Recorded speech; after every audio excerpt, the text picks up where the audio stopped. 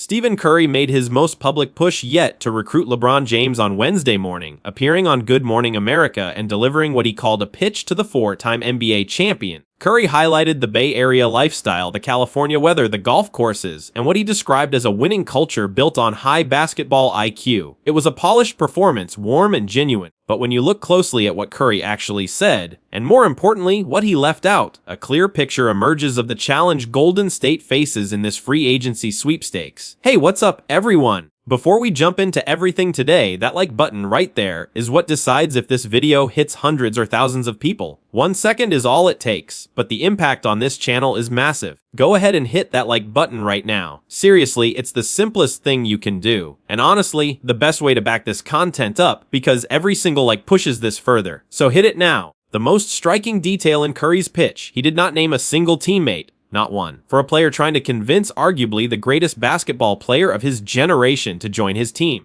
The absence of any co-star mention was loud. It wasn't an accident, it was a reflection of reality. That reality is this compared to the other franchises chasing LeBron James this summer. The Golden State Warriors simply do not have the supporting cast to match. The Cleveland Cavaliers, Miami Heat, and Philadelphia 76ers have all assembled rosters with multiple elite players ranked among the top performers in the league by advanced metrics. The Cavaliers have 4 players ranked among the top 40 in HNI, a composite metric from Bleacher Report that ranks players across 12 catch-all statistics, including Donovan Mitchell at 6th and James Harden at 13th.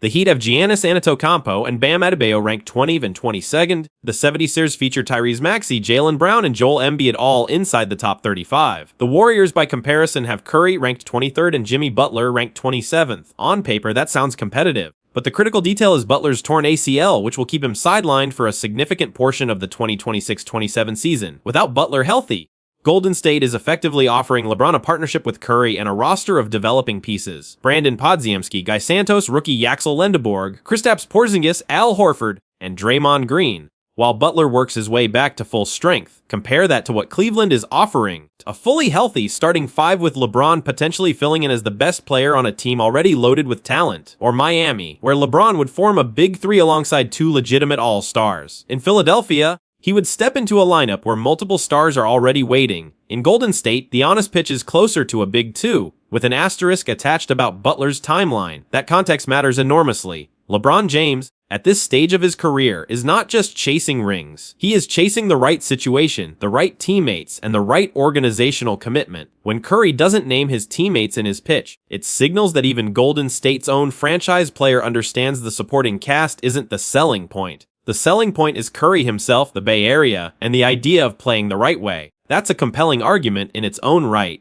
Curry and LeBron did share a connection through USA Basketball, forming a genuine bond that the Warriors have been leaning on throughout this recruitment process. The idea of the two playing together, combining their skill sets in Golden State's motion offense, is genuinely exciting from a basketball standpoint. Draymond Green has reportedly made his own pitch. The organization has been doing everything it can. Some within Warriors circles have floated the idea of trading Jimmy Butler for Anthony Davis to dramatically upgrade the roster's star power before LeBron makes his decision. The logic is understandable. Davis, when healthy, is one of the most dominant two-way players in the league, and his pairing with Curry would give Golden State a legitimate argument to rival any offer LeBron is receiving. But the risk is enormous. Davis is 33 years old, carries a long injury history, and would require a maximum contract extension that extends into his late 30s.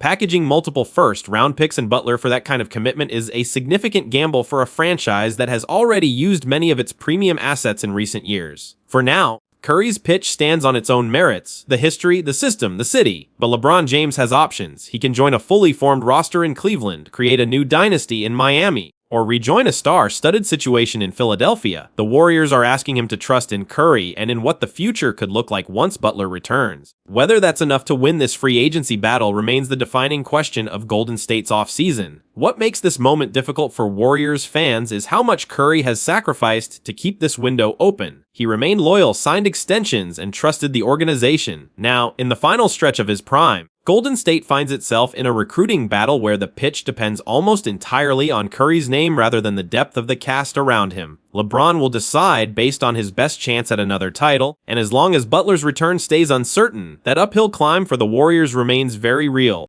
Golden State Warriors general manager Mike Dunleavy Jr. gave an interview to ESPN's Dave McMenamin during the team's Summer League game on Tuesday, and two of his comments sparked immediate reaction from the fanbase. While most of the attention initially centered on his claim that the organization was close to finalizing the roster, a remark many interpreted as a hint that LeBron James might be nearing a decision, it was a second quote that raised the most questions about where Dunleavy's head is at this offseason. When McMenamin asked Dunleavy about the responsibility of building a roster around Stephen Curry in the final chapter of his legendary career, the general manager responded with surprising casualness. Dunleavy said Curry had extended his career far enough that the team gets to keep building around him, describing the whole process as a rewarding challenge. Then he added the line that set off alarm bells. For the most part, it's easy as long as he keeps playing well. Easy. That word hit Warriors fans hard, because nothing about the last 4 seasons has looked easy. Since Dunleavy took over the general manager role, Golden State has finished 10th, 7th, and 10th in the Western Conference standings. The Warriors have not been a serious title contender during that stretch.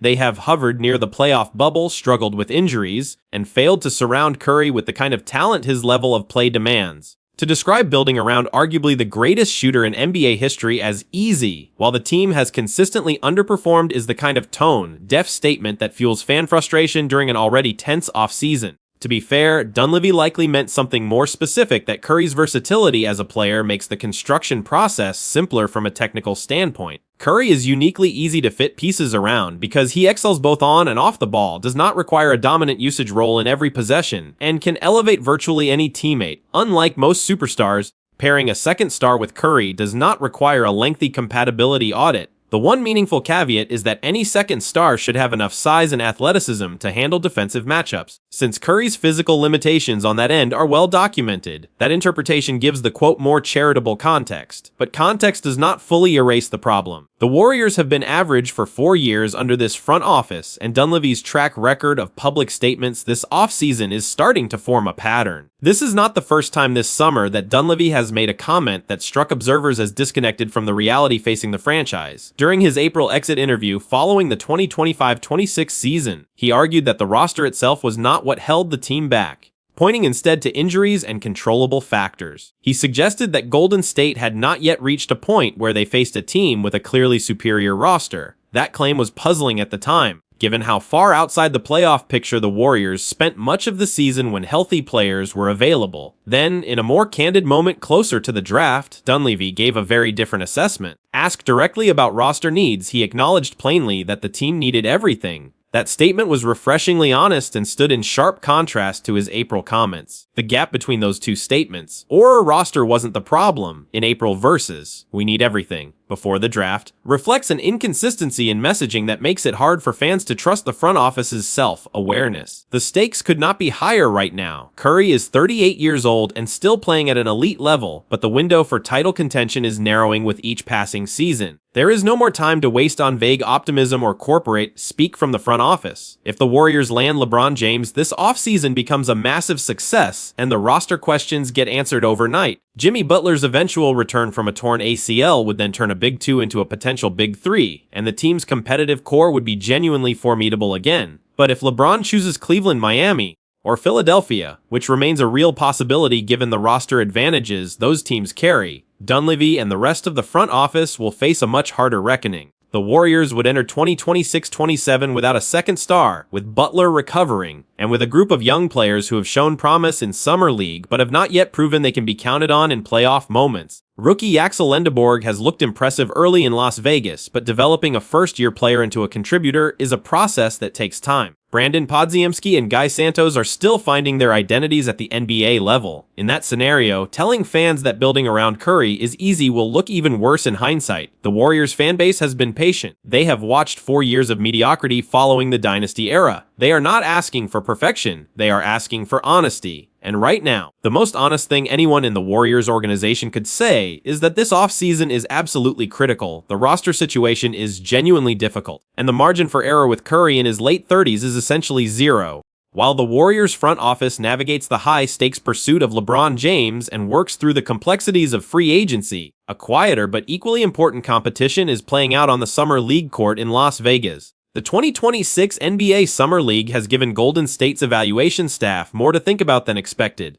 And at the center of that emerging puzzle is a player who was supposed to be a fringe roster piece, but is quickly becoming something harder to overlook. LJ Cryer, the 24-year-old guard who spent last season on a two-way contract with the Warriors, has used his summer league appearances to remind everyone exactly why Golden State kept him around in the first place. Across 5 appearances split between the California Classic and the main Las Vegas event, Cryer has shot 37.1% from three-point range, posted consistent scoring numbers, and drawn attention with his tenacity as an on-ball defender, a trait that carries particular value for a player his size. His showing against the Memphis Grizzlies was not his most efficient, as he finished with 9 points on a 3 of 11 shooting, but his broader body of work this summer tells a more positive story. The Warriors' Summer League roster has been unusually deep with players making legitimate arguments for roster spots. First-round pick Yaxel Lendeborg has lived up to the expectations of those who supported his selection at 11th overall, playing with consistent energy and aggression on both ends. In the game against Memphis,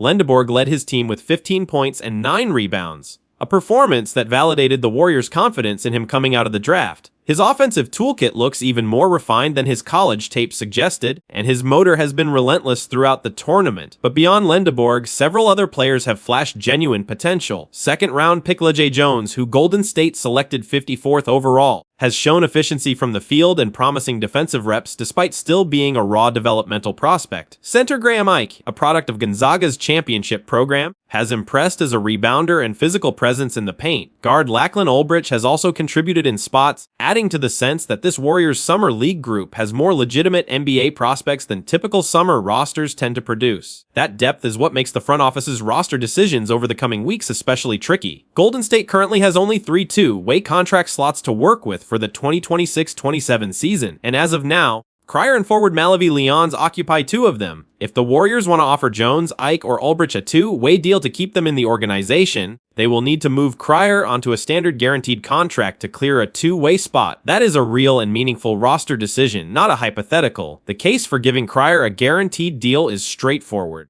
He is not a gamble on Summer League production. He already has an 18-game body of work with the Warriors from last season, during which he averaged 8.2 points per game and shot 39.4% from beyond the arc. Those are real NBA numbers from a player who proved he can hold his own in regular season minutes. His three-point shooting and defensive willingness make him a viable rotation piece, particularly in lineups that need floor spacing. The broader context matters too. If the Warriors' LeBron pursuit falls short, Golden State will need to build from within more than originally planned. Every young player who steps forward during this summer league becomes more valuable in that scenario. Jones and Ike represent intriguing long-term investments, but Cryer represents something the Warriors need right now, a ready contributor who does not require an extended development timeline before he can contribute in real games. For Cryer personally, the window is open. He is playing his best basketball in a Warriors uniform at exactly the right moment, and the competition around him is inadvertently making his case stronger rather than weaker. If multiple prospects push their way into two-way slots, the simplest and smartest solution for Golden State is to elevate Cryer to the guaranteed roster and let the best young players compete for the remaining development spots. There is also a cultural argument to be made. Cryer has embraced his role in Golden State, buying into the team's system and proving he can execute within it. He understands how the Warriors play, the spacing, the movement, the ball sharing, in a way that takes time for new additions to grasp. Keeping him on a guaranteed deal would mean retaining a player who fits the culture while also freeing up two-way flexibility for the franchise to pursue the most intriguing developmental prospects from this summer's pool. The Warriors cannot afford to waste a single roster spot heading into 2026-27. Whether LeBron James joins this team or not, Golden State needs every available piece to be pulling in the right direction. Cryer is making it easy to justify that guaranteed spot. Now it is up to the front office to act on what the Summer League is clearly showing them.